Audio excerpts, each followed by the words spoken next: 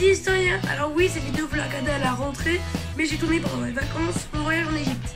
Parce que oui, pendant les vacances je suis en Égypte, et je me disais que ce serait sympa de vous faire un petit vlog des lieux que j'ai visités, historiques et culturels. Et aujourd'hui, le premier lieu que j'ai visité, c'est le temple de Luxor, ou le temple d'Amon. Aujourd'hui, je vais vous raconter cette histoire, alors c'est parti, ça commence, let's go. Mais du coup, notre roi du jour c'est Amenhotep III. À ce moment-là, on est en 1380 avant Jésus-Christ. On est en plein nouveau empire, à la 18e dynastie. Et comme je l'ai dit, notre pharaon du jour c'est Amenhotep III. Un jour, il demande à son architecte Amenhotep, fils de Habou, oui les noms n'étaient pas très diversifiés à l'époque, de lui construire un temple en l'honneur d'Amon. Pour rappel, Amon dans le panthéon égyptien, c'est le créateur de l'univers, c'est le roi des dieux. Donc son architecte Amenhotep va construire ce temple. Il est très très beau, je vous conseille d'aller visiter. Je vous mettrai des photos en post. Et vraiment c'est magnifique. Donc voilà, il a acheté le temple. Alors du coup, on se fait, il a totalement sa temple. Là aussi, vous trouvez la chapelle reposoire de Hatshepsut. Hatshepsut, c'est l'arrière-grand-mère de Amenhotep III. Elle était considérée comme une usurpatrice. Et aussi, le temple était difficile d'accès. Mais aussi, dans ce temple, on avait retrouvé des cartouches de Thutmose IV. Je vous rappelle, c'est là où on écrit le nom du pharaon. Et les blocs utilisés pendant ce temple se retrouvent dans le temple est du nouveau temple, le temple d'Amon.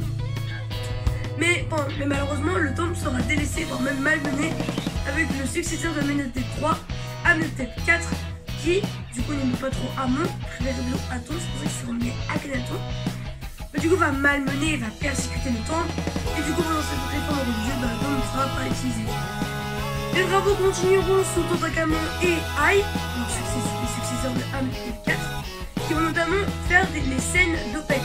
La fête d'Opet, c'est une grande fête religieuse. Tout en avance, avec un gros bond dans le temps sur la 19e dynastie, avec Ramsès II. Ramsès II, c'est le deuxième grand bâtisseur. Pour la faire court, parce que ce serait très très long de raconter ça, il a juste fait construire un pylône. Pour rappeler, un pylône, c'est ça. Voilà. Pour ceux qui ne savaient pas. Et du coup, ensuite, le temple, du coup, sera... Alors, après le temple, il n'y aura pas trop d'autres constructions. Juste une nouvelle construction sur la basse époque de 664 à 332.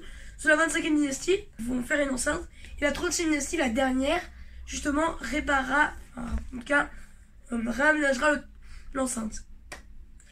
Et pour la petite anecdote, avant d'en finir avec cette vidéo, vous voyez, devant le temple de Luxor, je vous mettrai en poste, il y a deux obélisques. Et justement...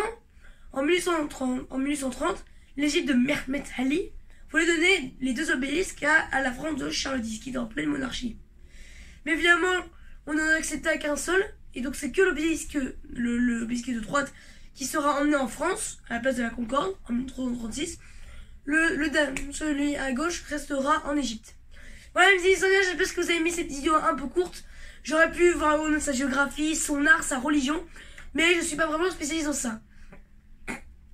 N'hésitez pas à vous abonner à ma chaîne. Au revoir!